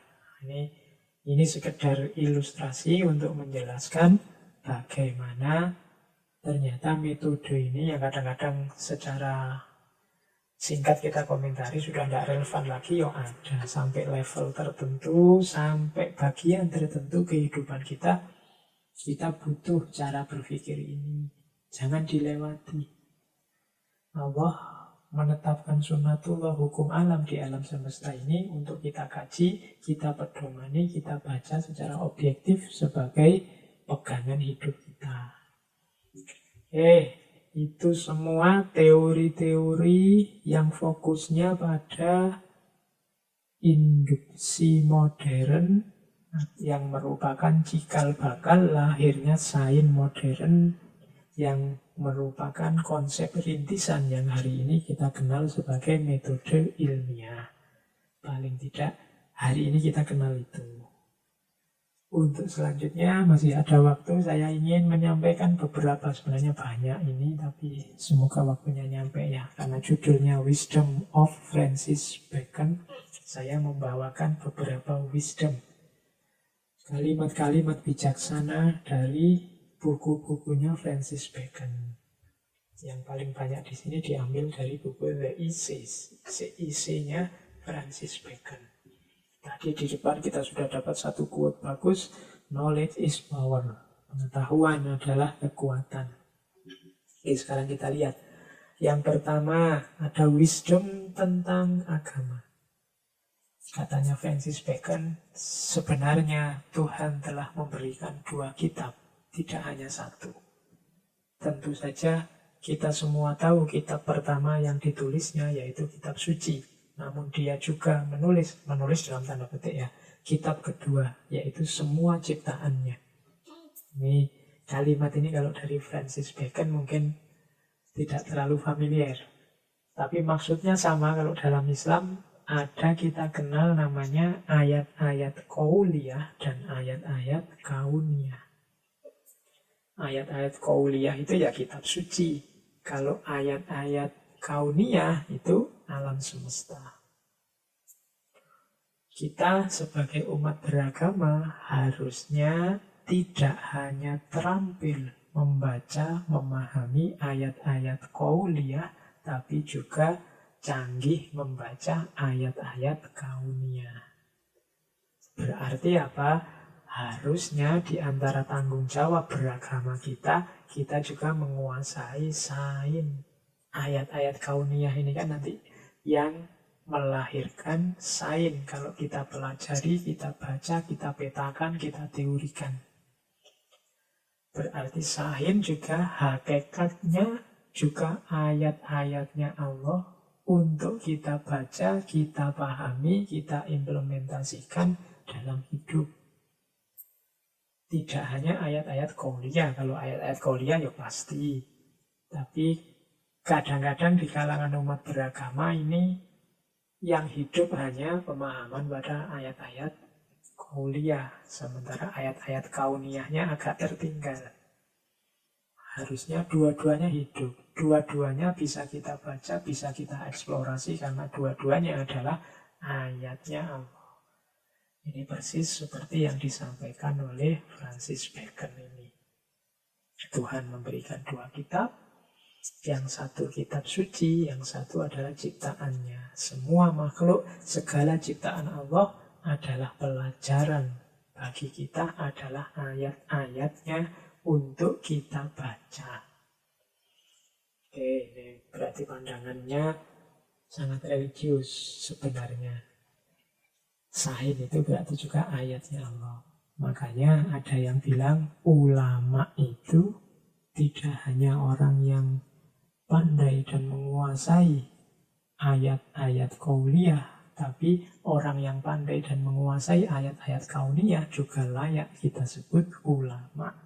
Sama-sama orang yang mendapat anugerah dari Allah, mampu memahami ayat-ayatnya. Baik itu ayat-ayat qauliyah maupun ayat-ayat kauniyah. Yang kedua, wisdomnya Bacon tentang agama, ini mungkin sering dikutip. Tapi kita tidak tahu dari siapa. Malam ini kita tahu ternyata dari Francis Bacon. Filsafat yang sedikit membuat pikiran seseorang cenderung kepada ateisme. Namun filsafat yang mendalam membawa pikiran seseorang kepada agama. Ini yang mendasari orang bilang, belajar filsafat jangan setengah-setengah loh, nanti sesat. Khawatirnya ngerti sidik-sidik, menganggap dia sudah ngerti, menganggap dirinya sudah ahli. Padahal katanya Bacon, filsafat yang sedikit itu membuat orang cenderung malah ateisme. Ilmunya setengah-setengah, kemudian tidak kenal Tuhan. Justru kalau berpikir mendalam, filsafat yang luas dan dalam malah akan membawa seseorang kepada agama. Membawa seseorang kepada kesadaran bahwa ada Tuhan, bahwa alam semesta ini ada penatanya, bahwa alam semesta ini ada penciptanya, dan seterusnya. Jadi ini bisa dipakai jargon buat teman-teman yang takut jangan-jangan kalau belajar filsafat itu nanti sesat terus jadi anti agama. Katanya Bacon, lu kalau begitu belajarlah filsafat yang tidak setengah-setengah. Belajarlah filsafat yang total. Ketika kamu belajar sedalam mungkin, justru di sana kamu akan ketemu Tuhan, ketemu agama. Kalau kamu hanya setengah-setengah, sedikit-sedikit, ya hati-hati, malah kadang menjerumuskanmu. Hanya baca 1-2 buku, jangan kesusu merasa sudah. Hanya mendengarkan 1-2 rekaman kajian atau hanya ngaji filsafat saja yang teman-teman dengarkan, ya mungkin masih belum. Belajar terus, diperluas terus wawasannya. Insya Allah nanti kita akan sampai pada agama, kita akan kenal Tuhan, kita akan mendalam dalam beragama. Nah ini wejangan dari Francis Bacon.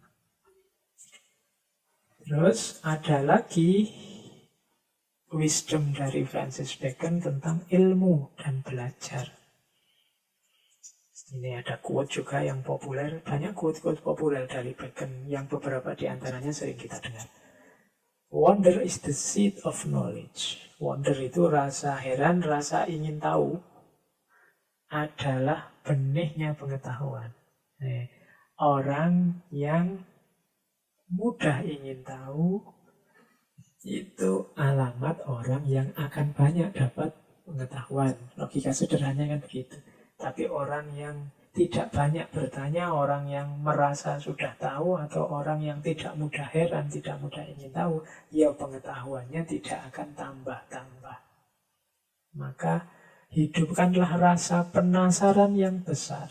Kalau pakai bahasa anak-anak hari ini mungkin kepo lah, tapi kepo yang positif.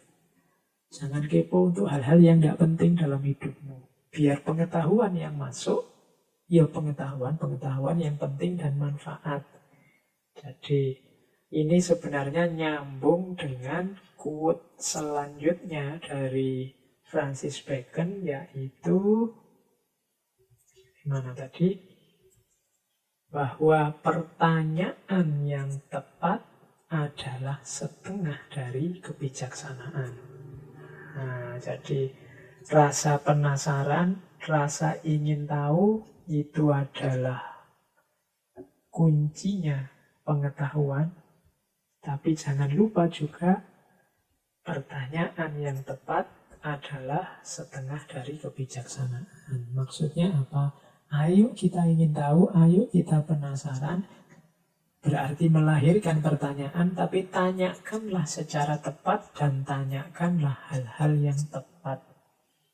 Kepo ya, tidak apa-apa, tapi kepolah tentang hal-hal yang penting, hal-hal yang manfaat. Kenapa? Karena nanti kalau kita kejar jawabannya dan ketemu, pengetahuan yang kita dapat juga pengetahuan yang penting dan manfaat. Kalau kita hanya mengkepoi, saya tidak tahu cocok enggak ya bahasa Indonesia mengkepoi. Ya, kepo itu kan keep every particular object. Ingin tahu sesuatu sampai dalam, sampai detail. Itu kalau kita ingin tahu hal-hal yang tidak penting, yang tidak perlu, yo isi kepala kita akan penuh dengan hal-hal yang tidak penting dan yang tidak perlu. Maka latihlah diri kita untuk bertanya dan untuk ingin tahu hal-hal yang penting dan manfaat saja. Itu yang pertama tentang ilmu dan belajar. Yang kedua, bila orang mulai dengan kepastian, dia akan berakhir dengan keraguan. Jika orang memulai dengan keraguan, dia akan berakhir dengan kepastian. Ini melanjutkan rasa ingin tahu tadi. Kalau kita di awal sudah merasa pasti benar, yakin benar, kemungkinan selanjutnya kita akan berakhir dengan keraguan. Mengapa? Karena kadang-kadang yang kita yakini benar, yang kita pastikan benar, ternyata tidak nyambung dengan kenyataannya. Ternyata tidak sesuai dengan apa yang terjadi sebenarnya. Akhirnya kita ragu-ragu. Jadi, kalau dimulai dari kepastian, ya kemungkinan berakhir dengan keraguan. Tapi kalau kita mulai dengan keraguan, awalnya kita bertanya, awalnya kita ingin mengeksplorasi, ingin tahu, biasanya kebalikannya. Akhirnya kita ketemu jawabannya. Jadi kalau dipastikan dulu, kemungkinan kita bertemu dengan keraguan. Tapi kalau diragukan dulu dan kita cari kepastiannya, ya kita akan berakhir dengan kepastian. Ini maksudnya sama seperti yang di atas. Ingin tahulah, heranlah, maka akan lahir pengetahuan. Nah, selanjutnya ada kebenaran itu begitu sulit dijelaskan. Kadang-kadang membutuhkan fiksi untuk membuatnya dapat dipahami. Ini ingin bilang bahwa kadang-kadang kita itu sulit memahami sesuatu kalau dijelaskan apa adanya. Perlu improvisasi. Akhirnya ada yang menempuh jalan lewat fiksi. Nah, fiksi membuat yang tadi sulit bisa lebih dipahami. Mungkin teman-teman yang senang filsafat, ada yang belajar filsafat lama, tidak paham-paham. Akhirnya baca buku filsafat dalam bentuk novel. Nah, misalnya yang terkenal sekali yang Dunia Sofi itu. Akhirnya paham dari situ. Karena fiksi membuat sesuatu yang sulit lebih mudah dipahami. Kalau ada yang ahli menulis di sini, cobalah latihan nulis sebenarnya materi berat, rumit. Kalau dibaca di bukunya pusing, tapi dibikin fiksi. Wah, itu akan sangat membantu banyak orang. Karena fiksi itu biasanya format yang lebih menyenangkan bagi orang. Terus ini komentarnya Bacon. Sejarah membuat orang bijaksana. Puisi membuat orang menyenangkan. Matematika membuat orang cerdik. Filsafat membuat orang dalam. Moral membuat orang serius. Logika dan retorika membuat orang mampu bertanding, mampu bersaing. Ini komentarnya Bacon tentang karakter ilmu-ilmu. Setiap ilmu punya keistimewaannya sendiri, punya karakternya sendiri. Terus, nah ini ada pelajaran dari Bacon tentang membaca. Teman-teman kan tiap hari disarankan membaca, disarankan lihat buku, buka buku. Tapi Bacon punya teori sendiri tentang membaca. Katanya Bacon, membacalah bukan untuk menentang atau menolak, juga bukan untuk percaya dan ikut begitu saja, juga bukan untuk bahan obrolan dan wacana, namun untuk pertimbangan dan perhitungan. Jadi ayo kita membaca, ini nama lainnya ditata niatnya biar manfaatnya optimal. Jangan berniat untuk menentang atau menolak. Membaca buku untuk membantah siapa atau mengkonter siapa. Atau sebaliknya, untuk percaya dan ikut begitu saja. Membaca buku, saya niat baca buku ini mau saya pahami, mau saya pakai, mau saya terapkan. Nanti dulu, dibaca dulu, dilihat dulu cocok apa enggak, sesuai apa enggak. Jangan kesusu diniati mau dijalankan.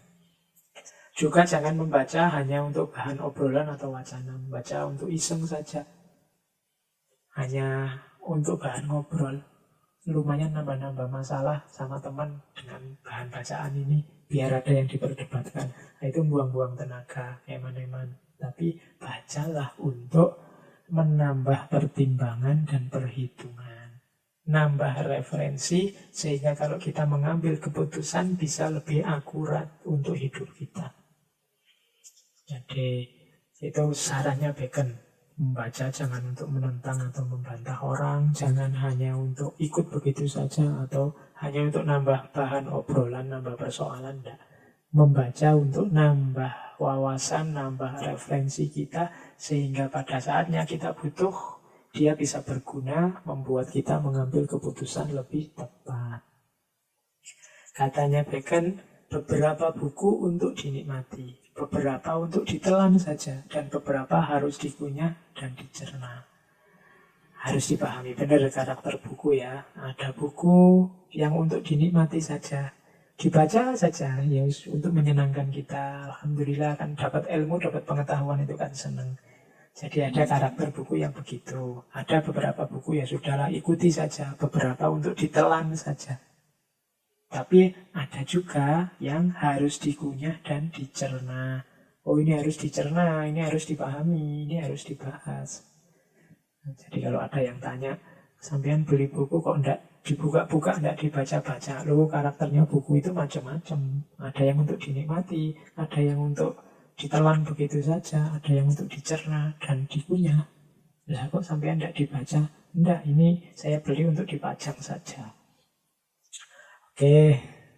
Terus katanya Bacon lagi, demikian pula ada buku yang perlu dibaca sebagian saja, ada beberapa yang perlu dibaca tapi tidak perlu diperdalam, dan katanya Bacon hanya sedikit yang perlu dibaca semuanya dengan tekun dan penuh perhatian. Oh, ini fakta sebenarnya ya, teman-teman yang akrab dengan buku pasti ngerti. Ada buku yang dibaca sebagian saja sudah cukup, kita sudah tahu poinnya, selanjutnya apa kita sudah ngerti. Ada yang perlu dibaca tapi tidak perlu diperdalam. Ini bukunya juga tidak pakai analisis mendalam, cuma ngomong fakta-fakta biasa saja misalnya. Dan ada buku tertentu yang ini buku bagus, buku penting, harus dibaca semua dengan penuh perhatian. Jadi ya ini bisa jadi alibi tadi, yang kok tidak dibaca bukunya loh. Ada buku juga yang tidak harus dibaca. Misalnya, ada buku yang hanya dibaca harus setengah, dan seterusnya.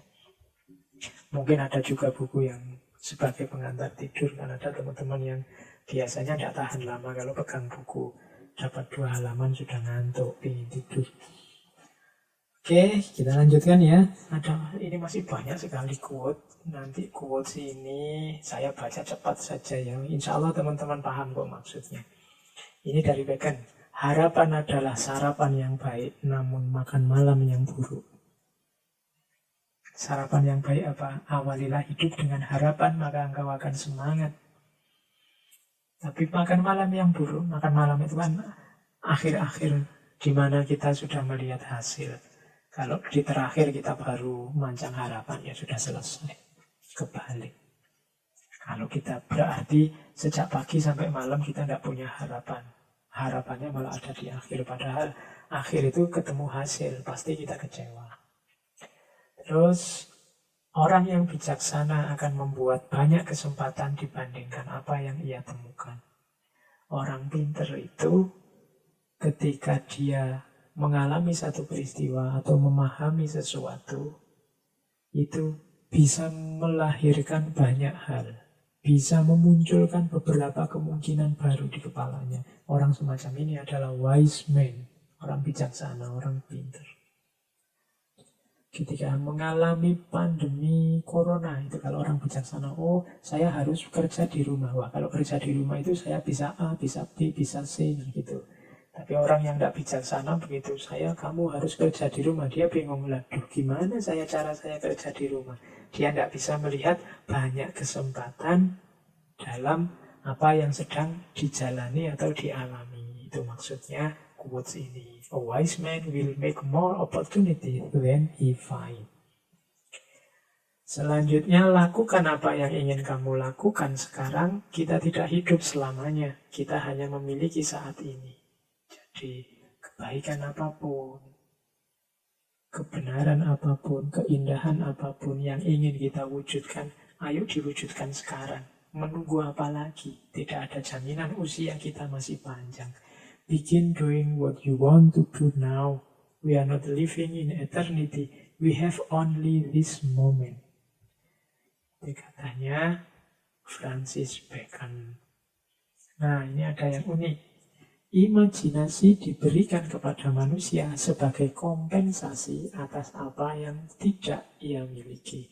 Dan sense of humor sebagai penghibur atas apa yang ia miliki. Alhamdulillah kita diberi kemampuan berimajinasi oleh Allah. Dengan kemampuan berimajinasi ini, kita punya daya membayangkan. Daya membayangkan ini rasanya sepele, tapi sebenarnya dahsyat. Kalau tidak ada ini, mungkin kita hidupnya kecewa, putus asa banyak. Tapi karena bisa membayangkan, nah ini ada kompensasinya terhadap apa yang tidak kita miliki. Saya tidak punya uang banyak seperti konglomerat. Tapi kan secara imajinasi aku bisa membayangkan punya uang banyak. Wah, seandainya aku punya uang banyak, aku bisa beli mobil mewah, aku bisa jalan-jalan keliling dunia. Loh, ini imajinasi yang bisa membayangkan. Ini katanya Bacon, itu kompensasi dari apa yang tidak kita miliki.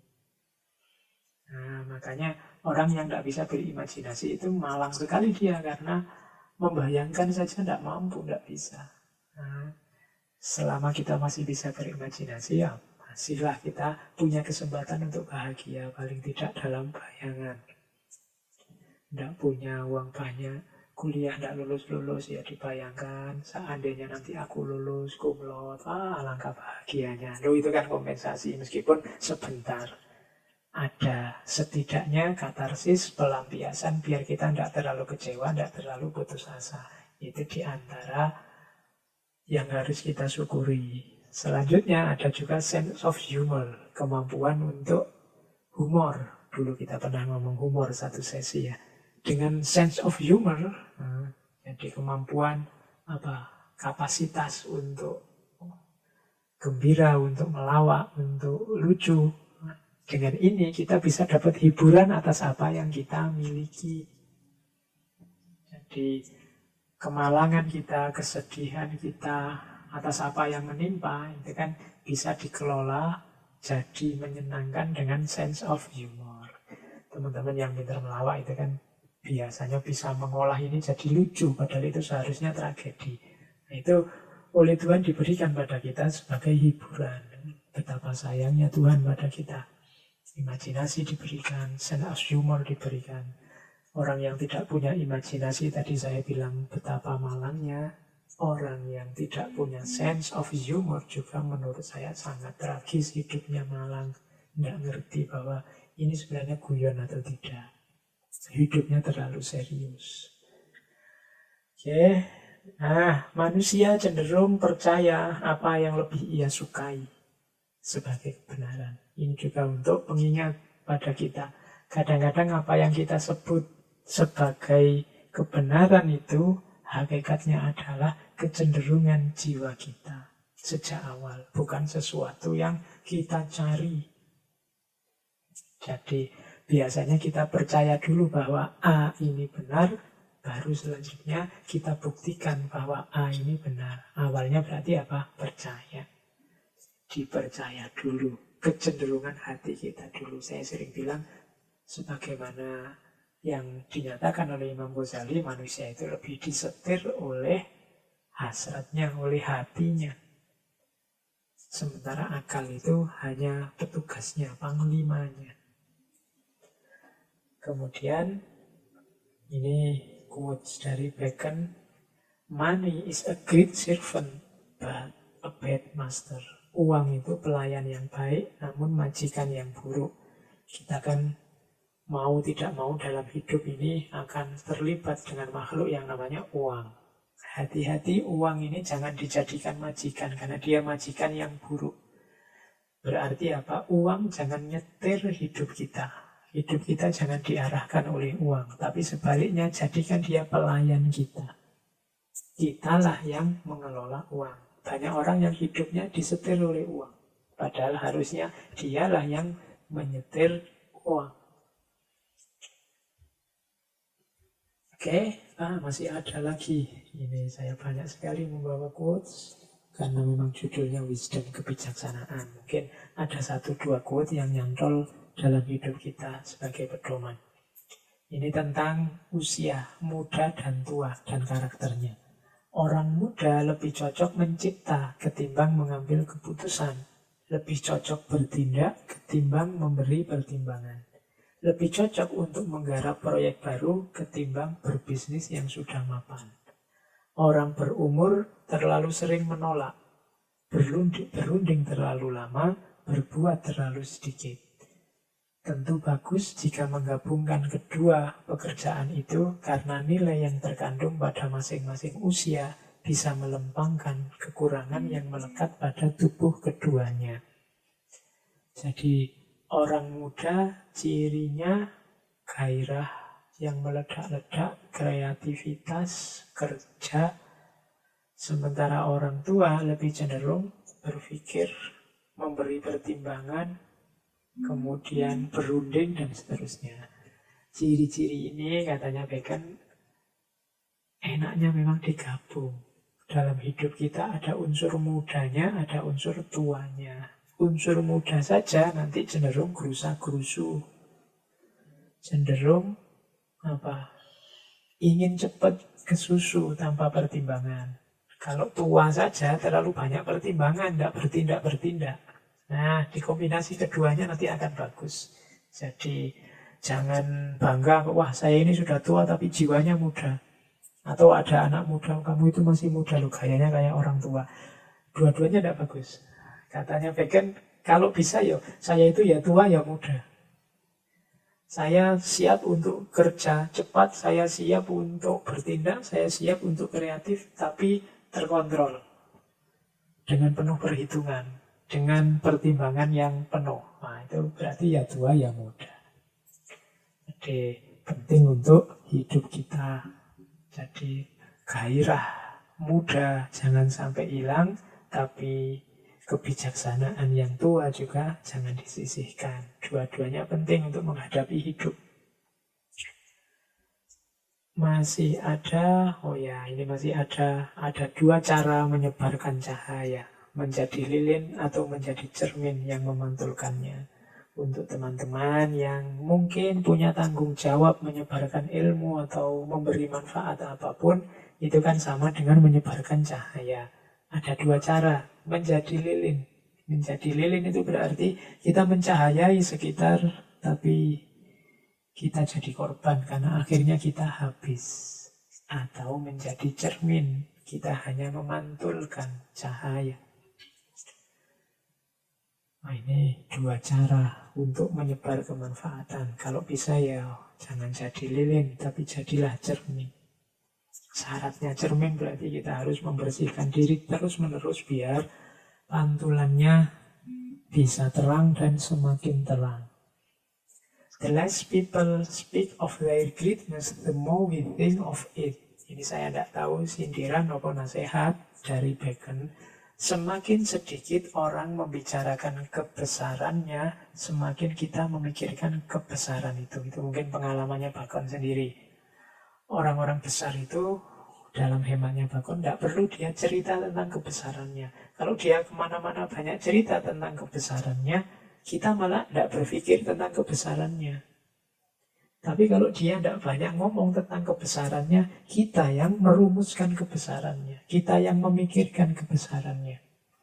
Ini strategi atau juga mungkin menggugah kesadaran kita. Sudahlah, lakukan hal-hal baik, lakukan perbuatan-perbuatan besar, dan tidak usah capek kalian sebut-sebut perbuatan besar itu. Pasti nanti orang akan memetakan perbuatanmu, orang akan menyebut kebesaranmu. Tapi kalau engkau sendiri sudah membicarakannya, bahwa aku besar, bahwa aku hebat, bahwa aku luar biasa, ya sudah, orang tidak berpikir lagi. Kamu sudah menyebut sendiri. Ini logikanya sederhana sebenarnya. Jadi, the less people speak of their greatness, the more we think of it. Semakin orang tidak menyebut siapa aku, sebesar apa aku, ya orang nanti akan membaca kebesaranmu dan siapa kamu. Dan yang terakhir, sungguh takdir yang menyedihkan bagi orang yang meninggal. Sementara dia dikenal banyak orang, populer berarti, namun masih tidak mengenal dirinya sendiri. Nah, ini termasuk kemalangan yang luar biasa kalau ada orang meninggal dan dia terkenal sekali, diakui banyak orang, namun dia masih belum mengenali dirinya sendiri. Dia tidak pernah membaca dirinya, dia tidak pernah memahami dirinya. Meskipun dia mencerahkan orang banyak, mungkin jadinya seperti lilin tadi. Orang-orang ini orang yang malang, takdir yang menyedihkan. Kalau menggunakan bahasanya Francis Bacon. Oke teman-teman, saya kira itu untuk sesi malam hari ini tentang empirisisme. Minggu depan kita lanjutkan ke tokoh kedua. Sama-sama empirisisme. Jangan khawatir yang dibicarakan ternyata ya tidak melulu tentang sains, tidak melulu tentang empiris-empiris yang kelihatan-kelihatan. Banyak kebijaksanaan hidup yang juga mereka ungkapkan dalam berbagai karyanya. Makanya saya beri tambahan judul itu The Wisdom of, kebijaksanaan dari para tokoh empirisisme. Meskipun sumbangan besar mereka terhadap peradaban ya memang dalam hal gagasan-gagasan empirisnya, yang diakui atau tidak memicu perkembangan sains dan teknologi yang luar biasa hingga hari ini. Perlu kita teladani meskipun tidak harus letter luck, sesuaikan dengan konteks dan situasi hidup kita masing-masing. Baik, saya akhiri sekian. Kurang lebihnya mohon maaf.